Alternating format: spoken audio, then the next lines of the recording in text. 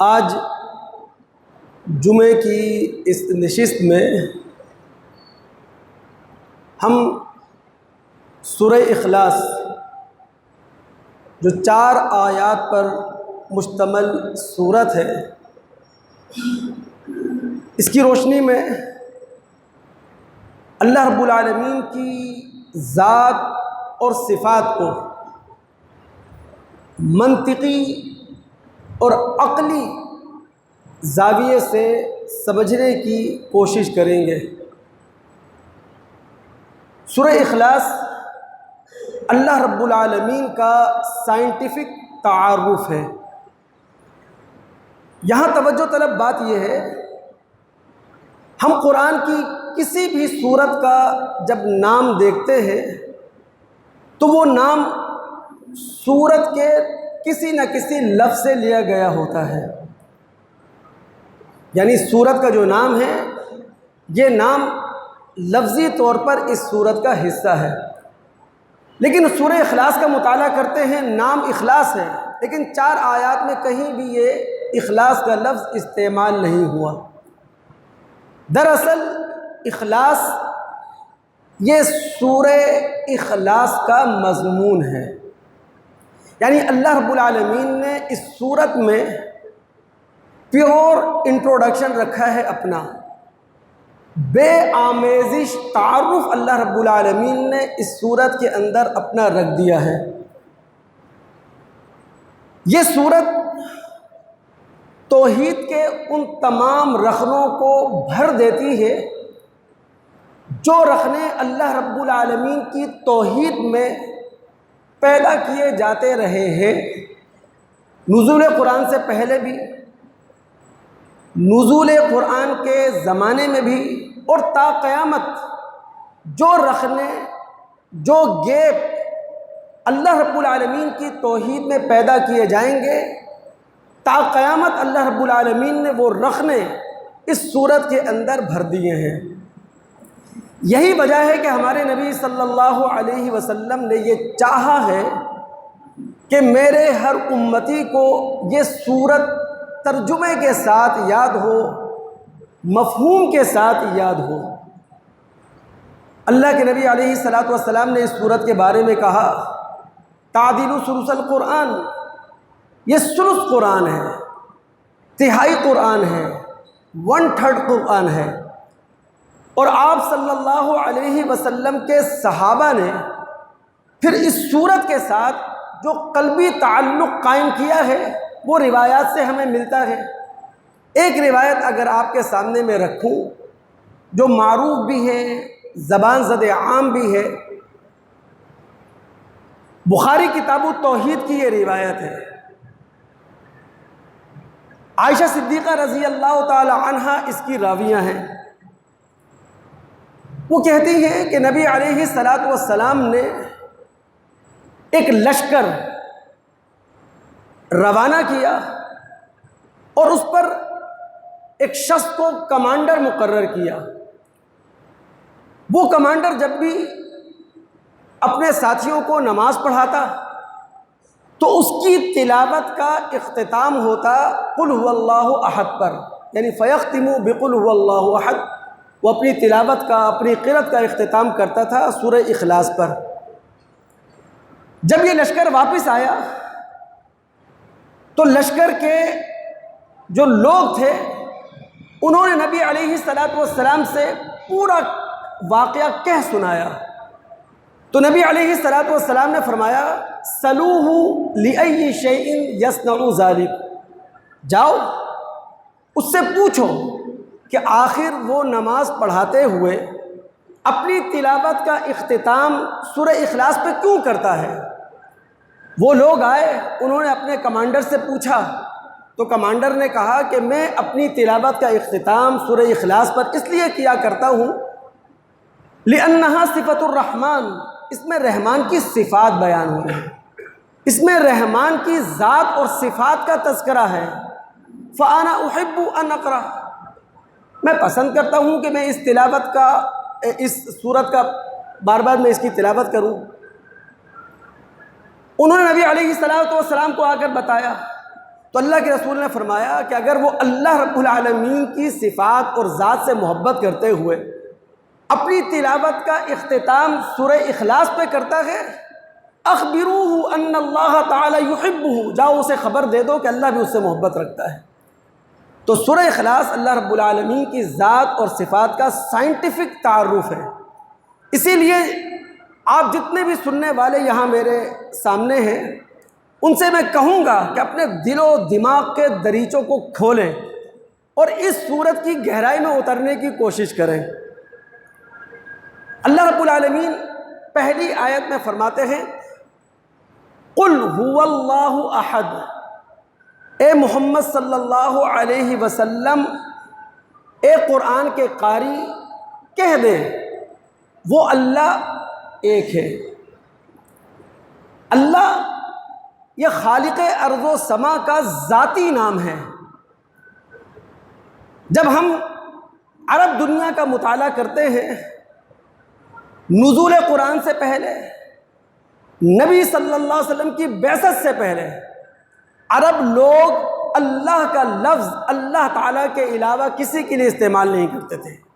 قرآن خود اس بات پر شاہد ہے۔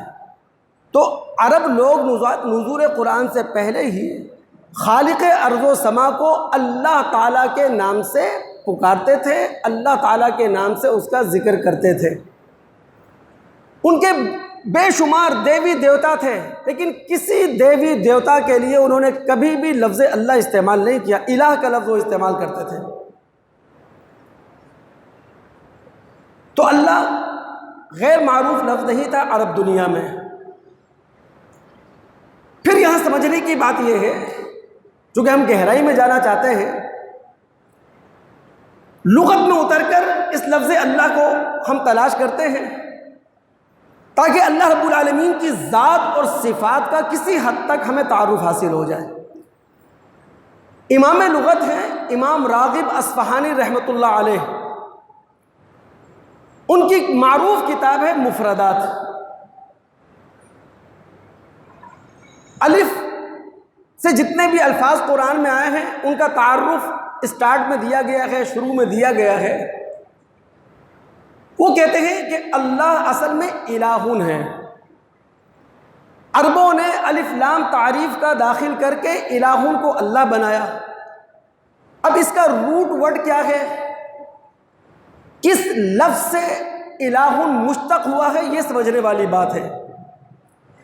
لفظ اللہ کے اشتقاقات میں اہل لغت مختلف ہیں۔ ایک کہتا ہے لفظ اللہ یہ الہ یا لہو سے مشتق ہے، جس کا مطلب ہے پرستش کرنا۔ تو اللہ تعالیٰ وہ ہستی ہے جو معبود ہے، جس کی پرستش کی جاتی ہے، جس کی پوجا کی جاتی ہے۔ یہی وجہ ہے کہ اللہ رب العالمین سورہ نجم کے آخر میں ارشاد فرماتے ہیں فَاسْجُدُوا لِلَّهِ وَاعْبُدُوا، اگر جبین نیاز جھکاؤ تو اللہ تعالیٰ کے سامنے، اگر عبادت کی کسی بھی شکل کو اختیار کرو تو اللہ تعالیٰ کے لیے۔ بعض اہل لغت کہتے ہیں اللہ اس کا روٹ ورڈ ہے الہ یا لہو، جس کا معنی ہے تحیرہ۔ عقول انسانی اللہ رب العالمین کی ذات اور صفات کے ادراک سے حیران اور پریشان ہے۔ عقول انسانی اللہ رب العالمین کی ذات اور صفات کے ادراک سے عاجز ہیں، اور کیوں عاجز نہ ہوں، غور کریں آپ۔ یہ پوری کائنات ریاضی کے قاعدوں پر کھڑی ہے، میتھمیٹکس کے اصولوں پر یہ کائنات قائم ہے۔ ایک مثال میں آپ کے سامنے رکھوں کہ عقل کیوں حیران نہیں ہوگی اللہ تعالیٰ کی ذات اور صفات کے ادراک میں۔ ایٹم مادے کا چھوٹے سے چھوٹا ذرہ، اب تو سائنس ایٹم کو بھی توڑ چکی ہے اور اس میں سے کوارک دریافت کر چکی ہے۔ چھوٹے سے چھوٹا ذرہ کیا ہو سکتا ہے؟ یہ جو سورج کی روشنی سے ہمیں ذرات اڑتے ہوئے دکھائی دے رہے ہیں، یہ کہلاتا ہے ایٹم۔ مادے کا چھوٹا سے چھوٹا ذرہ ایٹم، ایٹم کے اندر نیوکلیس پاور ہوتی ہے نیوٹرون اور پروٹون کی شکل میں۔ ہم سب جانتے ہیں نیوٹرون تھوڑا سا بھاری ہوتا ہے، پروٹون تھوڑا سا ہلکا ہوتا ہے۔ اگر ریاضی کا یہ قاعدہ بدل جائے، نیوٹرون ہلکا ہو جائے، پروٹون بھاری ہو جائے، نیوکلیس پاور نہیں ہوگی، نیوکلیس پاور نہیں ہوگی تو ایٹم نہیں ہوگا، ایٹم نہیں ہوگا کیمسٹری نہیں ہوگی، کیمسٹری نہیں ہوگی تو انسانی زندگی خود بخود ختم ہو جائے۔ تو پھر رب العالمین یہ کیوں نہ کہیں الحمدللہ الذی خلق السماوات والارض، تمام تعریفیں اس اللہ کے لیے ہیں جس نے آسمانوں کو وجود بخشا، جس نے زمینوں کو وجود بخشا، جس نے کل کائنات بنائی ہے۔ رب العالمین یہ کیوں نہ کہیں الحمدللہ رب العالمین، تمام تعریفیں اس اللہ کے لیے ہیں جو جہانوں کا پروردگار ہے، جو جہانوں کا پالن ہار ہے۔ بعض اہل لغت کہتے ہیں لفظ اللہ یہ مشتق ہے وَلَہَا یَعْلَہُ، جس کا مطلب ہے کسی کی محبت میں وارفتہ اور بے خود ہونا۔ اللہ رب العالمین وہ ہستی ہے کہ کائنات کا ذرہ ذرہ اللہ رب العالمین کی محبت میں وارفتہ اور بے خود ہے۔ وہ جو سورہ بنی اسرائیل میں رب العالمین فرماتے ہیں وَإِن مِّن شَيْءٍ إِلَّا يُسَبِّحُ بِحَمْدِهِ، کائنات کی کوئی چھوٹی بڑی چیز ایسی نہیں ہے جو رب العالمین کے گن نہ گا رہی ہو، جو رب العالمین کی بے عیبی کو، بے نقص کو بیان نہ کر رہی ہو، جو اللہ رب العالمین کے اعلیٰ تر کمالات کو ثابت نہ کر رہی ہو۔ اور بعض اہل لغت کہتے ہیں لفظ اللہ یہ لاہا یلوہ لیاہن سے مشتق ہے، جس کا مطلب ہے مستور اور محجوب ہونا۔ اللہ رب العالمین وہ ہستی ہے جو موجود ہونے کے باوجود بھی دکھائی نہیں دیتی، جو موجود ہونے کے باوجود بھی نظر نہیں آتی۔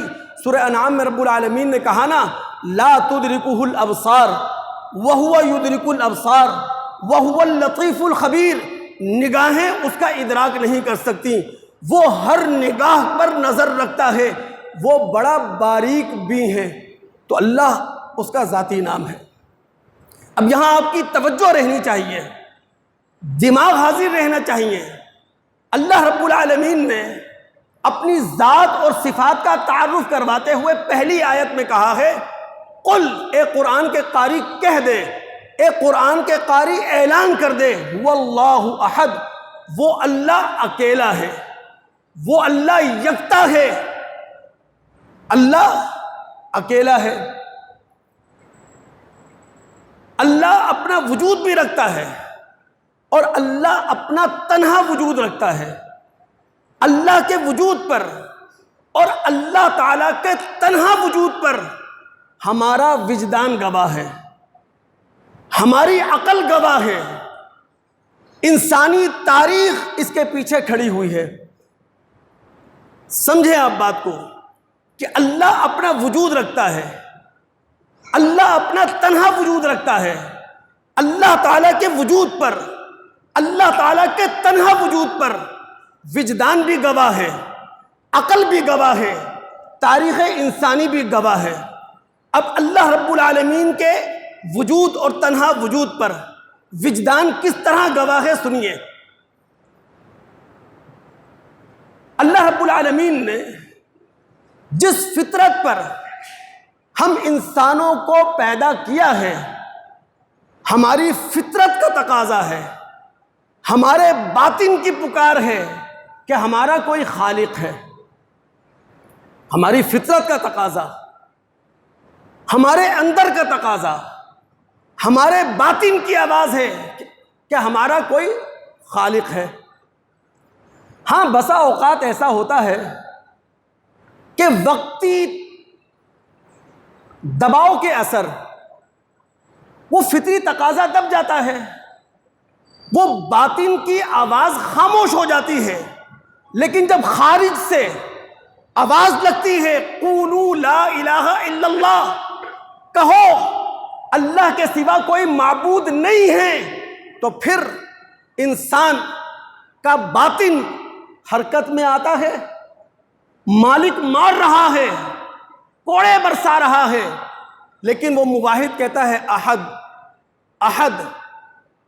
جب یہ باطن حرکت میں آ جاتا ہے خارج کی آواز پر، تو پھر موحد اپنے دو ٹکڑے کروانا بھی برداشت کر لیتا ہے، موحد اس گڑھے میں کودنے کو بھی برداشت کر لیتا ہے جہاں آگ جل رہی ہوتی ہے، جہاں دیکھتے ہوئے انگارے موجود ہوتے ہیں۔ تو اللہ رب العالمین ایک ہے، اللہ رب العالمین اپنا وجود رکھتا ہے، اس پر ہمارا باطن گواہ ہے۔ قرآن کی آیت سنیے آپ، سورہ روم میں رب العالمین فرماتے ہیں فَأَقِمْ وَجْهَكَ لِلدِّينِ حَنِيفًا، اپنا رخ اللہ رب العالمین کی طرف، یا اپنا رخ اس دین کی طرف کر دو جو تمہارے سامنے پیش کیا گیا ہے۔ فطرت اللہ التی فطر الناس علیہا، اس فطرت پر قائم ہو جاؤ جس فطرت پر اللہ رب العالمین نے انسانوں کو پیدا کیا ہے۔ اللہ تعالیٰ جب انسان کو پیدا کرتا ہے تو ہر انسان فطرت سلیم لے کر پیدا ہوتا ہے، ہر انسان عقل سلیم لے کر پیدا ہوتا ہے۔ اگر یہ فطرت سلیم، یہ عقل سلیم ہمیشہ سے انسان کے اندر موجود رہے تو وہ آنے والے وقت میں یا تو وقت کا نبی ہوتا ہے یا آنے والے وقت میں وقت کا صدیق ہوا کرتا ہے۔ لیکن ہر انسان کے ساتھ ایسا ہوتا نہیں ہے، یہ بات حدیث سے سمجھیں آپ۔ بخاری مسلم کی روایت ہے، نبی صلی اللہ علیہ وسلم نے فرمایا ما من مولود یولد الا علی الفطرہ، جو بھی انسان دنیا کے اندر آتا ہے وہ فطرت سلیم لے کر دنیا میں پیدا ہوتا ہے،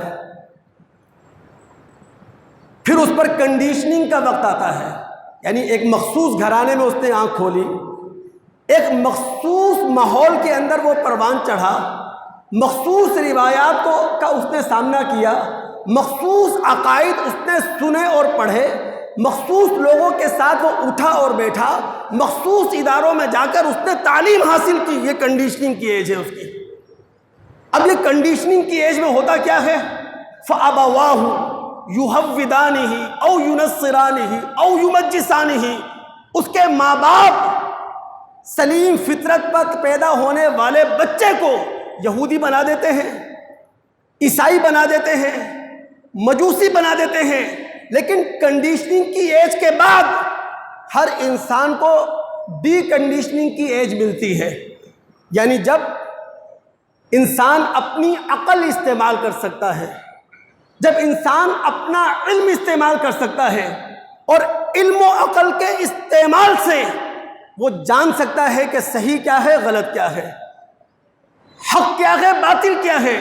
اب اگر کسی انسان پر کنڈیشننگ کا دور گزرا، پھر ڈی کنڈیشننگ کا وقت آیا، جب اس کے پاس استعمال کرنے کے لیے علم بھی تھا، جب اس کے پاس استعمال کرنے کے لیے عقل بھی تھی، وہ علم اور عقل کے ذریعے فیصلہ کر سکتا تھا عقائد میں سے کون سا عقیدہ صحیح ہے، روایات میں سے کون سی روایت صحیح ہے، اعمال میں سے کون سا عمل صحیح ہے، افکار میں سے کون سی فکر صحیح ہے۔ لیکن اس نے اپنا علم، اپنی عقل صحیح استعمال نہ کی تو یہ انسان خدا کے سامنے جواب دہ ہے۔ یہی وجہ ہے کہ اللہ رب العالمین سورہ بنی اسرائیل میں ارشاد فرماتے ہیں ان السمع والبصر والفؤاد کل اولئک کان عنہ مسئولا، کل قیامت کا دن ہوگا، رب العالمین ہر انسان سے دیکھتی ہوئی آنکھوں کے بارے میں سوال کریں گے، سنتے ہوئے کانوں کے بارے میں سوال کریں گے، اللہ رب العالمین نتائج نکالتے ہوئے دل کے بارے میں سوال کریں گے۔ تو اللہ رب العالمین کے وجود اور اللہ رب العالمین کے تنہا وجود پر ہمارا وجدان گواہ ہے۔ یہ ایسا ہی ہے، ہم میں سے کسی نے بھی اپنے آپ کو ماں کے بطن سے پیدا ہوتے ہوئے نہیں دیکھا، لیکن ہم میں سے ہر شخص مجبور ہے کہ ہماری کوئی ماں ہونا چاہیے۔ جس طرح ہم اپنی ماں کو مانتے ہیں یا کسی عورت کو اپنی ماں تسلیم کرتے ہیں، یہ باطن کا تقاضا ہے، یہ وجدان کا تقاضا ہے۔ اسی طرح اگر انسان اپنی فطرت سلیم کا استعمال کرے، اپنی عقل سلیم کا استعمال کرے، تو اپنے آپ کو مجبور پائے گا کہ کائنات کا کوئی خالق ہے، اس کو کوئی پیدا کرنے والا ہے، اس کا کوئی مالک ہے، اس کا کوئی رازق ہے۔ تو اللہ رب العالمین کے وجود اور تنہا وجود پر ہمارا وجدان گواہ ہے، پھر اللہ کے وجود اور تنہا وجود پر ہماری عقل بھی گواہ ہے۔ دماغ حاضر رہیں آپ کے۔ یہ کائنات صرف مادی شکل میں ہمارے سامنے نہیں ہے، حسن و جمال کے ساتھ ہمارے سامنے ہے، اور کائنات کا کوئی چپا ایسا نہیں ہے جو بے رنگ ہو۔ یہ رنگین کائنات، یہ حسین کائنات ہماری آنکھیں کھول رہی ہے، ہمارے دل و دماغ کے دروازے پہ دستک دے رہی ہے۔ یہ جو زمین پر گلشن اور گلستان ہیں، زمین پر جو نشیب و فراز ہیں، یہ زمین پر جو کوہسار اور وادیاں ہیں، فضا میں جو نسیم کے جھونکے ہیں، فضا میں جو چڑیوں کی چہچہے ہیں، پھر آسمان پر ستاروں کی بزم آرائیاں ہیں، قوس و قزح کی رنگ رنگیاں ہیں۔ یہ ساری چیزیں، یہ سارا حسن، یہ ساری رنگینی پکار پکار کر کہہ رہی ہے کہ تمہارا کوئی خالق ہے، تمہارا کوئی مالک ہے۔ میں آپ کو لے کر چلتا ہوں سورہ واقعہ میں، ایک مسلمان ہونے کا ثبوت دیتے ہوئے دل و دماغ کو حاضر رکھے کہ رب العالمین کے سوالات ہر انسانی ضمیر کو جھنجھوڑ رہے ہیں کہ نہیں، ہر عقل کو ہلچل دے رہے ہیں کہ نہیں۔ اللہ تعالیٰ فرماتے ہیں افرأیتم ما تمنون انتم تخلقونہ ام نحن الخالقون۔ یہ جو نطفہ زندگی ہے جسے تم رحم مادر میں ٹپکا دیتے ہو، اس سے انسانی وجود بنا کر تم اپنے آپ کو خود کھڑا کرتے ہو یا کھڑا کرنے والے ہم ہیں؟ یعنی انسان کیا ہے اپنی حقیقت میں؟ مٹیریل آف کریشن، نطفہ۔ لیکن اللہ رب العالمین 9 ماہ کے بعد رحم مادر سے جس بچے کو وجود بخشتا ہے، وہ بچہ قوت عقل اپنے اندر رکھتا ہے، قوت شعور اپنے اندر رکھتا ہے، قوت حواس اپنے اندر رکھتا ہے، قوت تمیز اپنے اندر رکھتا ہے، قوت خیال اپنے اندر رکھتا ہے۔ پھر آگے اللہ فرماتے ہیں افرأیتم ما تحرثون انتم تزرعونہ ام نحن الزارعون۔ یہ جو بیج تم زمین میں ڈال دیتے ہو، اسے کھیت و کھلیان کی شکل دینے والے ہم ہیں یا تم ہو؟ اسے باغ و بہار دینے والے ہم ہیں یا تم ہو؟ ہم نے تو صرف ایک بیج ڈال دیا تھا، موسم اللہ نے بنایا، پانی اللہ نے پیدا کیا، روشنی دینے والا رب العالمین ہے، نمی کا تخلیق کرنے والا رب العالمین ہے، سارے کام تو خدا تعالیٰ کر رہا ہے، ہم تو صرف ایک بیج ڈال دیا کرتے ہیں۔ اور یہاں توجہ رہے آپ کی، دریافت شدہ کائنات سے ہمیں معلوم چلتا ہے اس کے بلین ٹریلین ستارے، سیارے، سیارچے ہیں، بلین ٹریلین۔ یعنی اگر کسی شخص کو 3 کھرب سال کی عمر مل جائے، 3 کھرب سال کی عمر پا لینے کے باوجود کوئی شخص دریافت شدہ کائنات کے ستارے، سیارے، سیارچے نہیں گن سکتا۔ پھر ہمیں معلومات کی روشنی میں یہ بھی معلوم ہے کہ بلین ٹریلین ستارے، سیارے ہوں گے، لیکن اگر زندگی کہیں پائی جاتی ہے تو وہ نظام شمسی کے زمینی سیارے میں، نظام شمسی کے زمینی سیارے کے علاوہ ابھی کہیں اور زندگی دریافت نہیں ہوئی ہے۔ پھر نظام شمسی کا یہ زمینی سیارہ بھی اللہ رب العالمین نے سورج سے ریاضیاتی فاصلے پر رکھا ہے. اگر یہ سورج سے تھوڑا قریب ہو تب بھی زندگی نہیں ہے، سورج سے تھوڑا دور ہو پھر بھی زندگی نہیں ہے. ہم سب جانتے ہیں نظام شمسی کے کئی سیارے ہیں، جو سورج سے قریب ہیں وہ آگ کا گولہ ہے، جو سورج سے دور ہیں وہ برف کا گولہ ہے. اگر زندگی کہیں پائی جاتی ہے تو وہ صرف زمینی سیارے میں. اس زمینی سیارے کے اندر اللہ رب العالمین نے زندگی رکھی ہے. اللہ فرما رہے ہیں تم تو صرف بیج ڈال دیتے ہو، اس کو باغ و بہار بنانے والے ہم ہیں، اس کو کھیت و کھلیان میں تبدیل کرنے والے ہم ہیں. پھر آگے اللہ تعالیٰ فرماتے ہیں افرأیتم الماء الذی تشربون اانتم انزلتموہ من المزن ام نحن المنزلون. یہ پانی جو تم پیتے ہو، جس پر تمہاری زندگی کھڑی ہے، اس کے برسانے والے تم ہو یا ہم ہیں؟ آج ایک معصوم بچہ بھی جانتا ہے سورج کی حدت سے، سورج کی گرمائش سے زمین پر جتنے بھی پانی کے ذخیرے ہیں یہ بھاپ بن کر اوپر اڑتے ہیں، اوپر جا کے بادلوں کی صورت اختیار کرتے ہیں، ہوائیں انہیں ادھر ادھر لیے پھرتی ہیں، پھر مخصوص موسم میں مخصوص ٹیمپریچر پر یہ سارا پانی دوبارہ برس جاتا ہے. یہ پانی برسانے والے ہم ہیں یا پانی برسانے والے تم ہو؟ پھر رب العالمین آگے فرماتے ہیں افرأیتم النار التی تورون اانتم انشأتم شجرتها ام نحن المنشئون. یہ آگ جو تم جلاتے ہو اس کا ایندھن پیدا کرنے والے تم ہو یا ہم؟ درخت اللہ نے پیدا کیے، گیس اللہ نے پیدا کی، آئل اللہ تعالیٰ نے پیدا کیا. تو جو آگ تم جلا رہے ہو اس کا ایندھن ہر صورت میں ہر شکل میں پیدا کرنے والے تو ہم ہیں. اور یہاں توجہ طلب، میں نے کہا نا کہ اللہ رب العالمین کے وجود اور اللہ رب العالمین کے تنہا وجود پر ہماری عقل گواہ ہے. دوستو غور کریں آپ، یہ کائنات مختلف اور متضاد اجزاء پر مشتمل ہے، لیکن ان مختلف اجزاء اور متضاد اجزاء کے اندر اللہ رب العالمین نے توافق رکھ چھوڑا ہے. توجہ طلب ہے، یہ سب قرآن ہے. آسمان زمین مختلف ہیں لیکن متحد بھی ہیں، شب و روز مختلف ہیں متحد بھی ہیں، سردی اور گرمی مختلف ہیں متحد بھی ہیں، نور اور ظلم مختلف ہیں پھر متحد بھی ہیں، برودت اور حرارت مختلف ہیں پھر متحد بھی ہیں. سوال یہ ہے ان مختلف اجزاء میں توافق پیدا کرنے والی ہستی ہے کون؟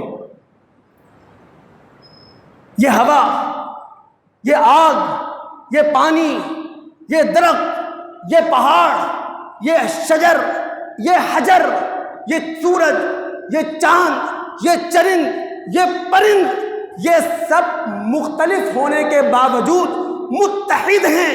کیا یہ اتفاقی حادثے سے دنیا میں آ گئے؟ پھر کیا اتفاقی طور پر ان کے اندر توافق پیدا ہو گیا؟ نہیں. ان مختلف اجزاء میں توافق پیدا کرنے والی ہستی خالق ارض و سما ہے. ایک آیت کی طرف توجہ دلاؤں اور طرف، سورہ بقرہ کی آیت نمبر 21 اور 22 رب العالمین فرماتے ہیں یا ایھا الناس اعبدوا ربکم الذی خلقکم والذین من قبلکم لعلکم تتقون. اے انسانوں اپنے رب کی عبادت کرو جو تمہارا خالق ہے، جس نے تمہیں پیدا کیا، تم سے پہلے لوگوں کو پیدا کیا. تمہارے بچنے کی امید اور توقع اسی طرح ہے. اللہ کون؟ الذی جعل لکم الارض فراشا والسماء بناء وانزل من السماء ماء فاخرج به من الثمرات رزقا لکم فلا تجعلوا للہ اندادا وانتم تعلمون. اس اللہ کی عبادت کرو جس نے زمین کو تمہارے لیے بچھونا بنایا ہے، ریسٹنگ پلیس، جس نے آسمان کو تمہارے لیے کینوپی بنایا ہے، چھت، جس نے آسمان سے تم بارش برسائی، بارش برسانے کے بعد اسباب زندگی تمہارے لیے پیدا کر دیے. فلا تجعلوا للہ اندادا وانتم تعلمون. اب تو جانتے ہوئے، عقل کو استعمال کرتے ہوئے اللہ کا مد مقابل کسی کو نہ بناؤ. تاریخ اس کے پیچھے کھڑی ہے کہ اس کائنات کا ایک خالق ہے. تاریخ انسانی کا کوئی دور ایسا نہیں دکھایا جا سکتا، ثابت کیا جا سکتا کہ جب اللہ تعالیٰ کے وجود کو ماننے والے نہ ہوں اور اللہ تعالیٰ کے تنہا وجود کو ماننے والے نہ ہوں۔ تاریخ انسانی اس پر شاہد ہے۔ قرآن اسی تاریخ انسانی کا حوالہ دیتے ہوئے کہتا ہے سورہ فاطر میں وَإِن مِّنْ أُمَّةٍ إِلَّا خَلَا فِيهَا نَذِيرٌ، کوئی امت ایسی نہیں گزری تاریخ میں جس کی طرف ہم نے اپنا پیغمبر نہ بھیجا ہو۔ سورہ رعد میں اللہ تعالیٰ فرماتا ہے وَلِكُلِّ قَوْمٍ هَادٍ، ہر قوم کے لیے اللہ تعالیٰ نے ایک ہادی بھیجا ہے۔ اللہ رب العالمین سورہ نحل میں فرماتے ہیں وَلَقَدْ بَعَثْنَا فِي كُلِّ أُمَّةٍ رَسُولًا أَنِ اعْبُدُوا اللَّهَ وَاجْتَنِبُوا الطَّاغُوتَ، ہم نے ہر امت کے لیے ایک رسول بھیجا ہے، اس نے آ کر یہی دعوت دی کہ ایک اللہ کی عبادت کرو، طاغوت کی پرستش اور پوجا نہ کرو۔ تو اللہ ایک ہے، اس کے سوا کوئی معبود نہیں۔ تاریخ انسانی اس کے پیچھے کھڑی ہوئی۔ اب غور کریں، جس اللہ کے وجود، تنہا وجود کے پیچھے ہمارا وجدان ہے، ہماری عقل ہے، تاریخ انسانی ہے، اس اللہ کے سامنے ہمارے نبی صلی اللہ علیہ وسلم جو ہمارے لیے آئیڈیل ہیں، جو ہمارے لیے مثال ہیں، جو ہمارے لیے نمونہ ہیں، ان کی عاجزی کیسی ہے غور کریں آپ۔ بخاری کتاب توحید کی روایت ہے، ابن عباس رضی اللہ تعالیٰ عنہ راوی ہیں، وہ کہتے ہیں کہ نبی صلی اللہ علیہ وسلم کا یہ معمول تھا، جب بھی آپ پریشان ہوتے تھے، جب بھی آپ پر کوئی دکھ آ جاتا تھا، کسی مصیبت میں اللہ کے رسول گرفتار ہو جاتے تھے، تو اللہ کے رسول کس طرح اللہ تعالیٰ کے سامنے عاجزی کرتے تھے؟ لا الہ الا اللہ الحلیم الکریم، وہ اللہ جس کے سوا کوئی معبود نہیں، وہ علیم بھی ہے، وہ حلیم بھی ہے، سب کچھ جانتا ہے لیکن درگزر کرتا ہے۔ لا الہ الا اللہ رب العرش العظیم، وہ اللہ جس کے سوا کوئی معبود نہیں، کل کائنات کا اقتدار اس کے پاس ہے۔ لا الہ الا اللہ رب السماوات ورب الارض ورب العرش العظیم، وہ اللہ جس کے سوا کوئی معبود نہیں، آسمانوں کا رب وہ ہے، زمینوں کا رب وہ ہے، کل کائنات کا اقتدار اس کے پاس ہے۔ اللہ الصمد، اللہ تعالی بے نیاز ہے۔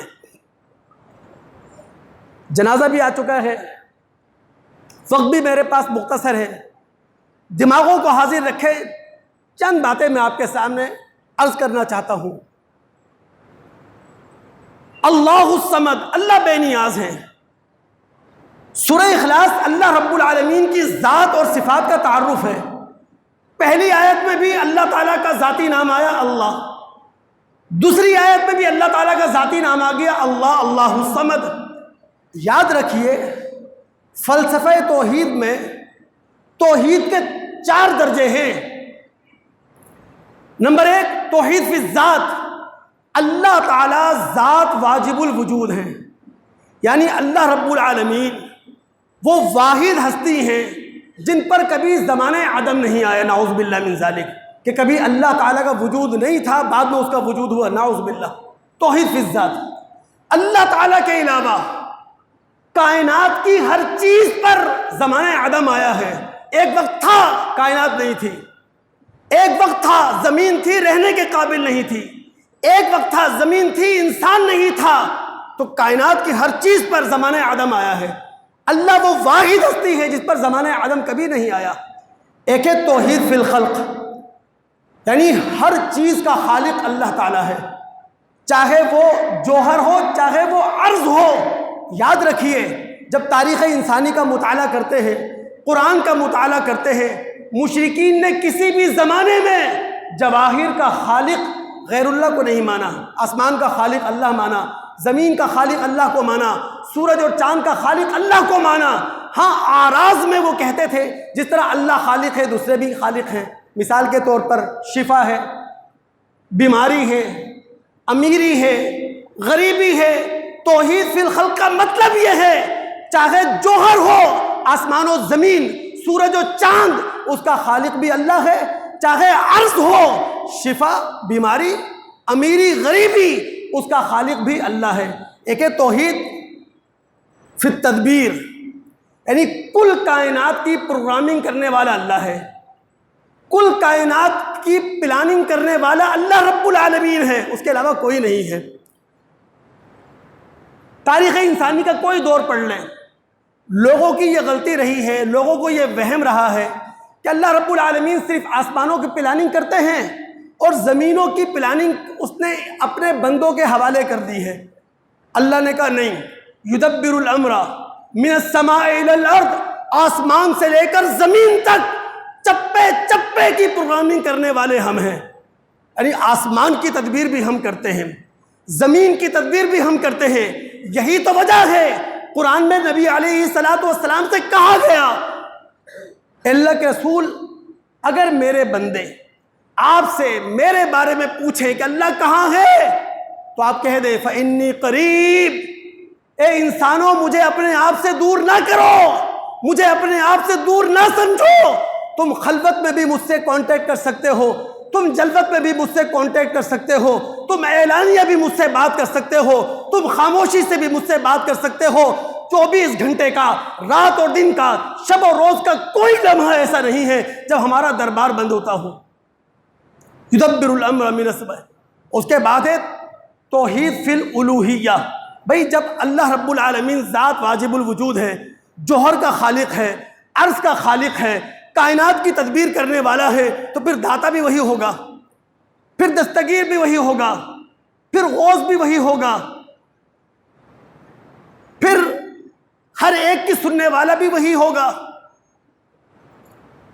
اصل مسئلہ پتہ ہے کیا ہے دوستو؟ اللہ رب العالمین ہر بندے کے ساتھ جو تعلق قائم کرتے ہیں وہ ہر انسان کے گمان کے مطابق، یعنی الہی معرفت جیسی ہوگی اللہ رب العالمین ہر انسان سے اسی طرح کانٹیکٹ اور تعلق قائم کریں گے۔ بخاری کتاب التوحید کی روایت ہے، سیدنا ابو ہریرہ رضی اللہ تعالیٰ عنہ راوی ہیں، نبی علیہ السلام فرماتے ہیں انا عند ظن عبد بی، کہ میں اپنے بندے کے ساتھ جو تعلق قائم کرتا ہوں، اللہ فرما رہا ہے کہ میں اپنے بندے کے ساتھ تعلق قائم کرتا ہوں اس کے گمان کے مطابق۔ بندہ مجھے اپنے جی میں یاد رکھتا ہے، میں اپنے جی میں یاد رکھتا ہوں۔ بندہ مجھے میرا ذکر لوگوں کے سامنے کرتا ہے، میں اس بندے کا ذکر فرشتوں میں کرتا ہوں۔ بندہ میرے بالش پر قریب آتا ہے، میں اس کے ہاتھ برابر قریب آتا ہوں۔ بندہ ہاتھ برابر میرے قریب آتا ہے، میں 2 ہاتھ کے برابر اس کے قریب آتا ہوں۔ بندہ میری طرف چل کر آتا ہے، میں اس کی طرف دوڑ کر آتا ہوں۔ یہ ہے توحید، یہ ہے اللہ الصمد۔ اللہ رب العالمین کل کائنات سے بے نیاز ہے، اسے کسی سہارے کی ضرورت نہیں ہے، وہ کسی کا محتاج نہیں ہے۔ ہاں، ہر ایک کو اللہ کا سہارا چاہیے ہے، ہر ایک اللہ تعالیٰ کے سامنے بے بس ہے، ہر ایک اللہ تعالیٰ کے سامنے محتاج ہے۔ تو دوستو سورہ اخلاص کی دعوت یہی ہے کہ تم آؤ اللہ رب العالمین کی ذات اور صفات کا تعارف حاصل کرو اور اس کے بعد اللہ تعالیٰ کے ہو کر رہ جاؤ۔ تم اللہ تعالیٰ کے ہو کر رہ جاؤ، اللہ رب العالمین تمہارا ہو جائے گا۔ اور جس وقت اللہ تعالیٰ ہمارا ہو گیا تو پھر قدرت بھی ہمارے ساتھ ہے، حکمت بھی ہمارے ساتھ ہے، علم بھی ہمارے ساتھ ہے، طاقتیں بھی پھر ہمارے ساتھ ہیں۔ یہاں صرف ایک بات کہنا چاہوں گا دوستو، گلوبل ولیج ہے، یہ سائنس اور ٹیکنالوجی کا دور ہے، علوم کی دنیا ہے۔ یہاں ضروری ہے وہ تمام لوگ جو سمجھتے ہیں کہ جناب وہ الہی معرفت رکھتے ہیں تو انہیں نرم دل ہونا ہوگا، انہیں نرم زبان ہونا ہوگا۔ یعنی ایسا ہو نہیں سکتا کہ ایک شخص اپنے آپ کو موحد کہے اور پھر وہ سخت گو ہو، وہ سخت دل ہو۔ اگر الہی معرفت کا دعویٰ کرنے والے لوگ سخت دل ہوں گے، سخت گو ہوں گے، توحید کی دعوت لوگوں تک پہنچ ہی نہیں سکتی۔ یہ سب سے بڑی رکاوٹ ہے۔ امام الموحدین محمد الرسول اللہ صلی اللہ علیہ وسلم، آپ کے بارے میں قرآن نے کہا وَلَوْ كُنْتَ فَظًّا غَلِيظَ الْقَلْبِ لن فضوا من حولک، اے محمد الرسول اللہ، اگر آپ تندخو ہوتے، اگر آپ سخت دل ہوتے، آپ کی زبان میں سختی ہوتی، یہ صحابہ جو آپ پر مر مٹتے ہیں آپ کے آگے پیچھے سے چھٹ جاتے، کوئی آپ کے ساتھ بیٹھا بنا ہوتا۔ اور جب کوئی موحد مبلغ ہوگا، جب کوئی موحد عامی ہوگا، اس کے لیے بہت زیادہ ضروری ہے کہ وہ اپنے دل کا بخار نہ نکالے، وہ اپنے دل کا غبار نہ نکالے، وہ ری ایکٹ نہ کرے، ری ایکشن نہ دے۔ موحد اپنی تبلیغ میں خاموش زبان ہوتا ہے، گالیاں بھی سنے گا، تہمتیں بھی برداشت کرے گا، جلی کٹی باتیں بھی سنے گا۔ میں صرف ایک حوالہ دوں، قرآن بھرا پڑا ہے، سورہ اعراف مکہ کے دور آخر میں نازل ہونے والی صورتوں میں سے ہے۔ 2 ہجرتیں حبشہ میں ہو چکی ہیں، تیسری ہجرت مدینہ کی تیاری ہے۔ چند صحابہ اللہ کے رسول کے ساتھ ہیں، چند صحابہ، اور وہاں گئے گزرے حالات میں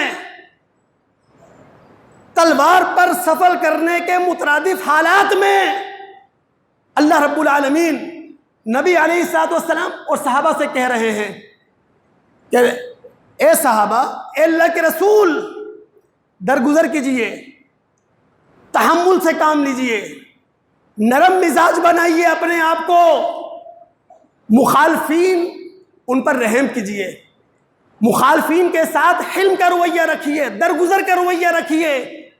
جب موحد اپنی دعوت میں سخت زبان ہو جائے، اس کی سخت زبانی توحید کی دعوت کی سب سے بڑی رکاوٹ ہے۔